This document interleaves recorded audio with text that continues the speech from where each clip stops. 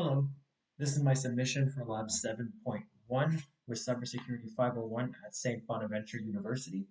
The purpose of this lab was to create some malicious software, inject it into an external machine, and then use a interpreter shell to run that other software. So I have my Kali Linux here, which I used to create the software, and I have an Ubuntu here that I'm using as the target. So firstly, in creating this, I first ran the veil command to start up veil, and from there it was simply a matter of finding the exploit that I wanted to run. In this case, it was Python interpreter reverse TCP connection. So you see here, I chose use 28. After that, uh, in this case, for this showcase, I actually didn't create uh, anything because I had already created it. As you can see, I have it here. So I created a reverse TCP exploit called loveletter.exe as an homage to the old I love you virus from old email servers. And I simply pasted it into my victim machine here. You can see this is the same file. So the reason uh, for it being an exe in Ubuntu is just because that's what it generated. But you're still able to run those no problem using Wine. But anyway, I have it here. I did not need to recreate it since I already had it over in the victim machine, but I still wanted to have the steps laid out. After that, I started up in MSF console. It's got a nice little graphic.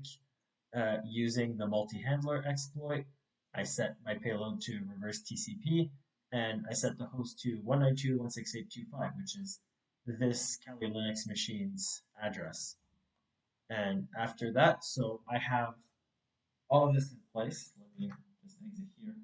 So all of this in place, the host is in place, the virus is in place on the victim's machine, and all I have to do here is run now.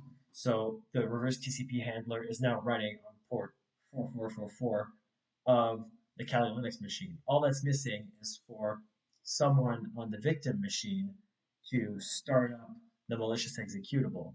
So, of course, in this case, an exe on Ubuntu, so just clicking it isn't going to do anything. But what we can do, instead is do a wine love letter.exe.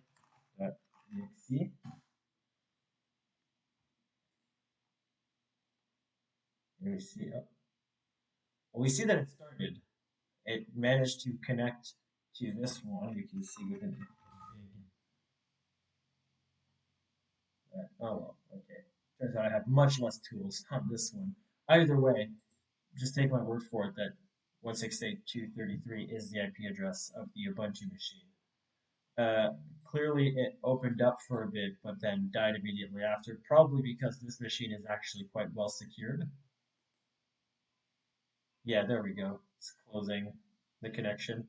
But either way, the fact that we're able to get this working in a machine such as this one means that in a machine such as a Metasploitable, we should be able to get it working quite nicely. So that's the idea behind it. All that's missing from the lab that wasn't showcased here is just maybe some social engineering in order to get the exe file onto the computer of the victim, probably have it embedded in some other document or as an email attachment or within the HTML code of an email. There's a lot of ways to do this. But either way, that was my submission for Lab 7.1. Thank you for watching.